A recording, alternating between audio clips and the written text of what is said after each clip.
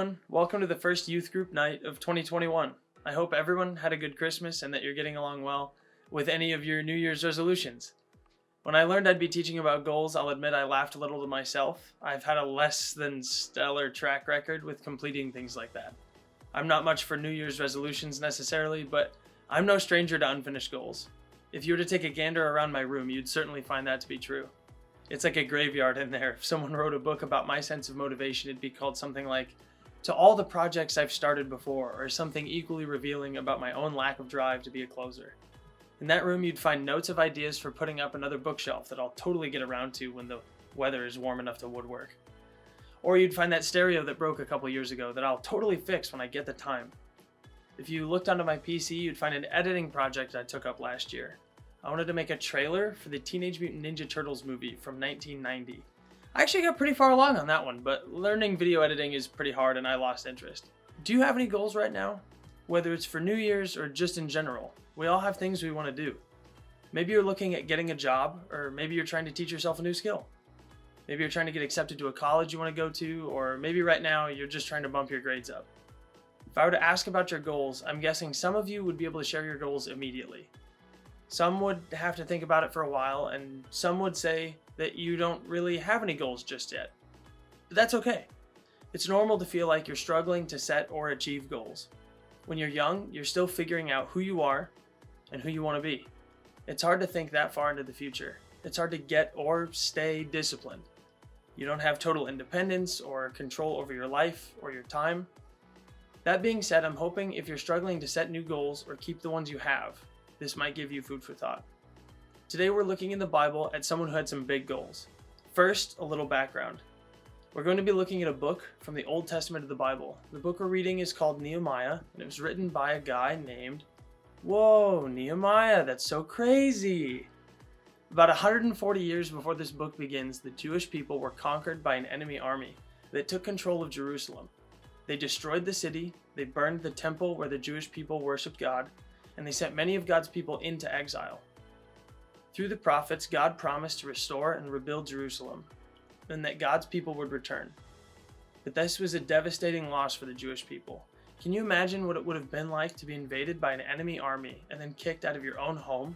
You'd likely lose friends and family members in the process. If you survived, you'd be forced to adopt a new language, laws, and customs. For generations, the Jewish people were heartbroken about their lost city. After Jerusalem was destroyed and a new king took control, some of God's people began to return to Jerusalem, looking for ways to rebuild what they had lost. But it was a long process. About 140 years after Jerusalem was destroyed, the story of Nehemiah begins. Nehemiah had only ever known a Jerusalem occupied by enemy armies, and he was passionate about seeing Jerusalem restored. But he wasn't just anyone. He was serving in the government, working for the king of Persia.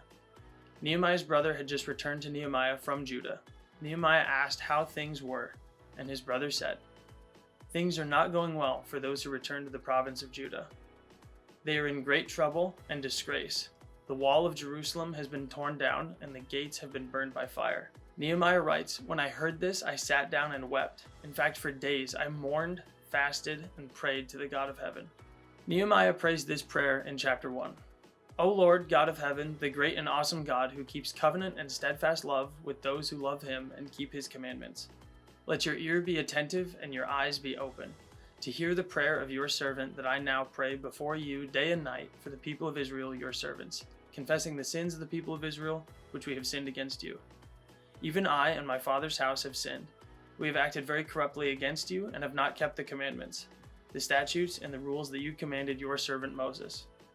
Remember the word that you commanded your servant Moses, saying, 'If you are unfaithful, I will scatter you among the peoples. But if you return to me and keep my commandments and do them, though your outcasts are in the uttermost parts of heaven, from there I will gather them and bring them to the place that I have chosen, to make my name dwell here. They are your servants and your people, whom you have redeemed by your great power and by your strong hand. O Lord, let your ear be attentive to the prayer of your servant and to the prayer of your servants who delight to fear your name, and give success to your servant today, and grant him mercy in the sight of this man." Nehemiah had a big goal, inspired by a big problem. Nehemiah already knew Jerusalem had been destroyed, but that was old news. When he was told the Jewish people were returning Jerusalem and that the walls were in shambles, Nehemiah saw a problem.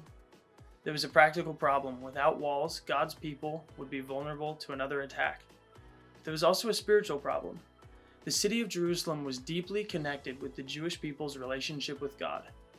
Rebuilding the walls would be a way for them to honor God. Nehemiah wanted to see the whole nation of Israel turn back to God, so he set a God-sized goal. Find a way to rebuild the walls of Jerusalem so God's people would be protected and that God would be honored. Jerusalem's troubles birthed in Nehemiah a goal that wouldn't just benefit himself, but would serve his people and his God too. Nehemiah didn't just set this goal because he needed a cool New Year's resolution.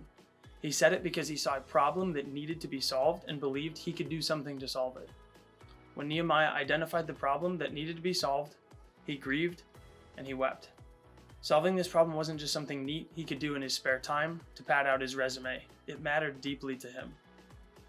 Now, when he decided to do something, he made some good decisions right up front. He began with prayer. As Nehemiah wept, he also prayed. He knew this was a big thing to attempt and that he couldn't do it by himself. Before he made a single move, he asked God for wisdom, for guidance, and for help. Praying being your first mood every time is a pretty tough habit to build, but it's very worth it. He also knew that this was about what God could do, not what he could do. The size of this goal forced Nehemiah to put all his faith in a God who could do what Nehemiah couldn't. The book of Nehemiah begins with destruction, loss, grief, and tears. But that's not where this story is going to end. So why are we talking about this guy from 2,500 years ago? What do he and his walls have to do with us today? There's so much to say about the story of Nehemiah, but for today, let's get this. Think about what you want to do. Think about all the things that went through your mind when I was talking about that stuff that I abandoned and never finished. Is now a good time to reconsider those things in some way? Picking up something you'd set down, or maybe reevaluating the motivations behind something you're trying to accomplish. Think about the goals you would set if you weren't relying on your own ability to pull it off. Consider for a moment the state of Jerusalem if Nehemiah had not made the leap to leaning on God to help those around him. When you're considering the potential difficulty in those ideas, I want you to remember this. Big difficulties can inspire God-sized goals.